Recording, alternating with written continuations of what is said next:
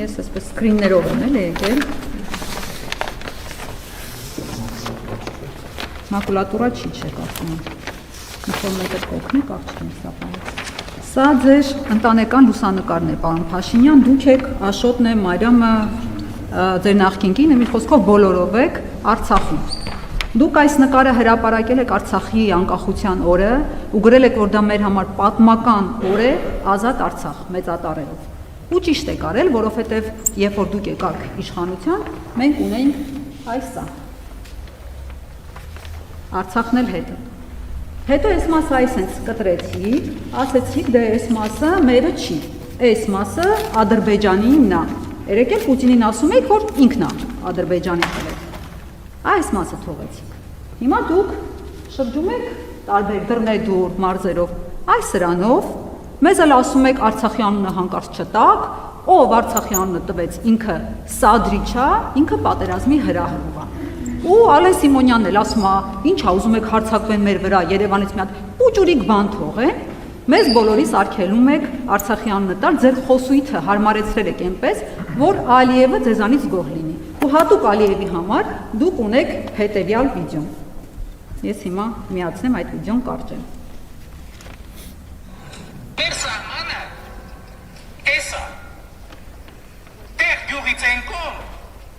Ադրբեջանի Հանրապետությունն է։ Սա դուք եք ասել։ Բայց մարդ է կարող է Ալիևի մատը կպնի, մի հատ ուրիշ վիդեո միացնի ու շատ անհարմար բան ստացվի, խայտարակ ունենք, օրինակ այս վիդեոն։ Տեղից հետո կարճ ասած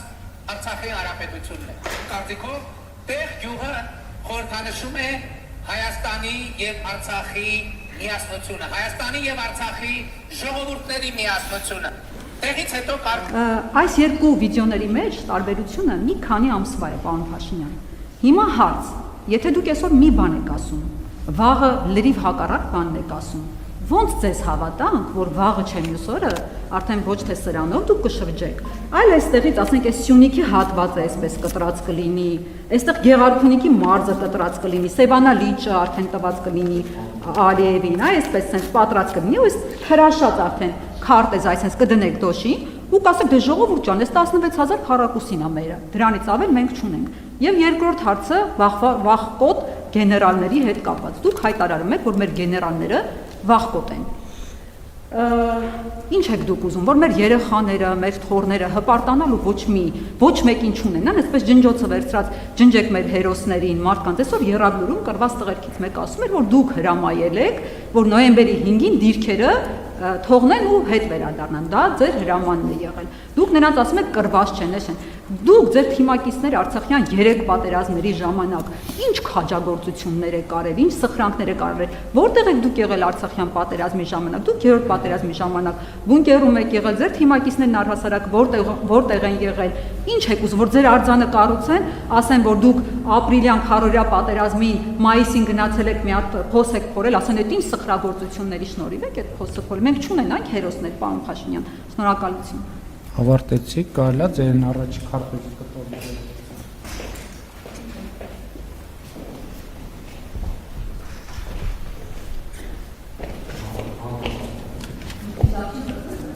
Տեսեք, ես ձեր ցույց տված քարտեզի վրա,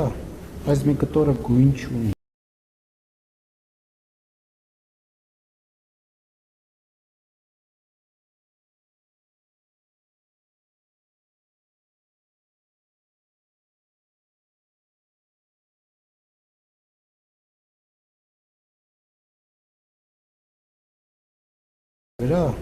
Այս մի կտորը գույն չունի,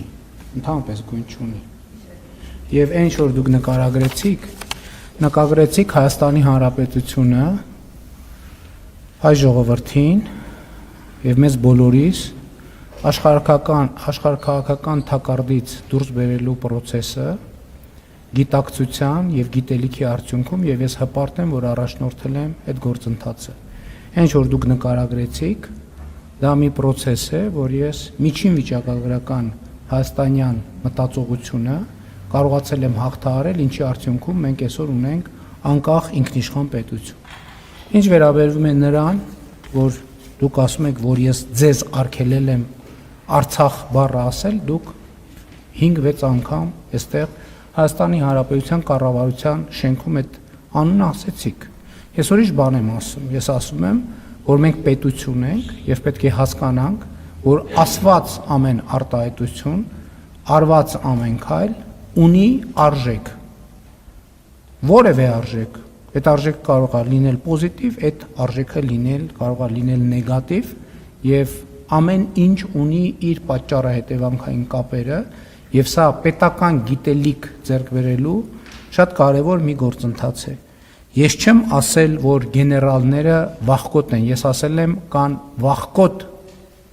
գեներալներ եւ դասալիքներ եւ այո նրանցից շատերը դատվում են, մյուս մենք ունենք թալանչի գեներալներ, որոնք անցնում են ապօրինի գույքի գործով եւ մենք ունենք կոռուպցիայի գործերով անցնող գեներալներ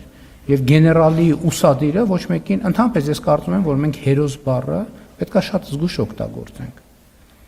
որովհետեւ այնքան օգտագործել ենք այդ բառը, որ ըստ էության ստացվում է, որ մենք իրական հերոսներին լղոզել ենք վերբալ հերոսների մեջ։ Այո, մենք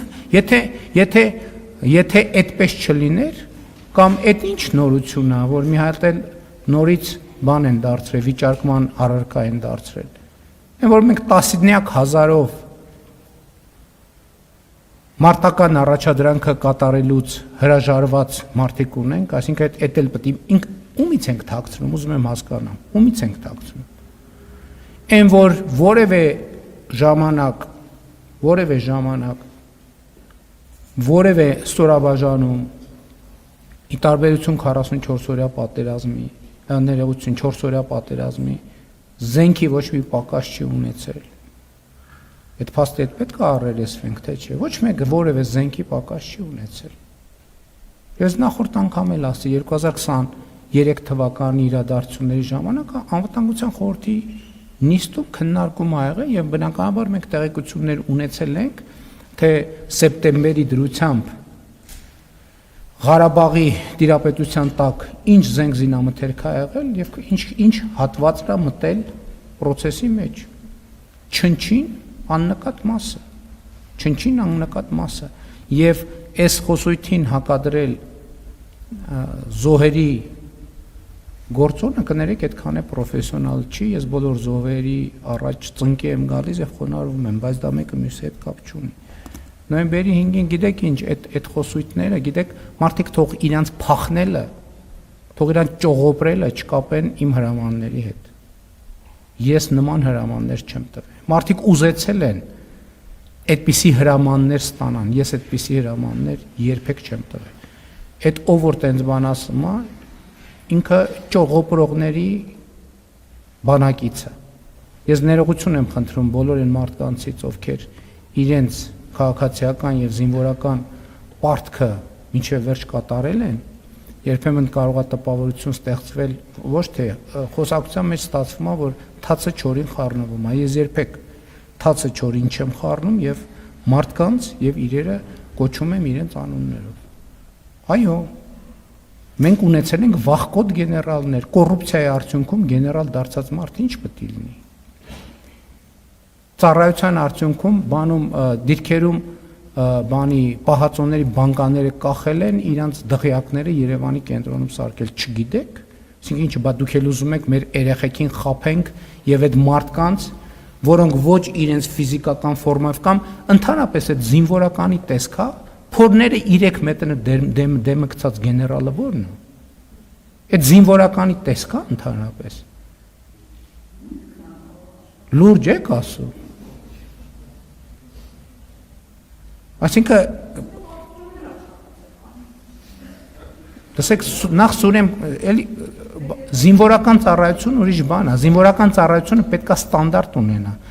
զինվորականը պետքա ֆիզիկական պատրաստության որոշակի ստանդարտի համապատասխանի, բա որ հետո մարդկանց հետ բաներ են տեղի ունենում, ասում ենք ինչի են տեղի ունեցել,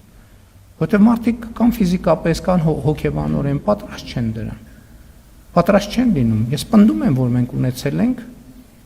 եւ այսա ընթացքում կպարզվի, մարդիկ եկել են Ղարաբաղից ստեղ բան են ընդնում, կներեք արտահայտությանց տղամարդա Միշեն ելնում, բայց բան են եղել 44 օրյա պատերազմի ժամանակ նրանց պատմությունները, որ ուսումնասիրում են, մեկը խոճապ տարածող ա եղել, մեկը դասալիք ա եղել, մեկը որդուն դիրքերից փախցնող ա եղել։ Այդ հիմա հեշտ է օպերայում գալ կանգնել դոշ ծեծել։ Կպարզվի, ում որ կպարզվի, հերթով անունները կտանք, հերթով անունները կտանք, հերթով անունները կտանք եւ կդատվեն այդ մարդիկ, կդատվեն այդ մարդիկ։ Շնորհակալություն։ Եվ ես հույս ունեմ, որ Հայաստանի դատական համակարգը այդ մարդկանց հետ կվարվի այնպես, որ իրանք որ կոչմանը արժանի են, գան այդ կոչմանը հարցնեն, այսինքն շարքային։ Նրանք պետք է այդ կոչումներից զրկվեն, որովհետև այդ ուսադիրները կրելու իրավունք չունեն։ Շնորհակալություն, հաջորդ հարցը Նարեկ Կիրակոսին։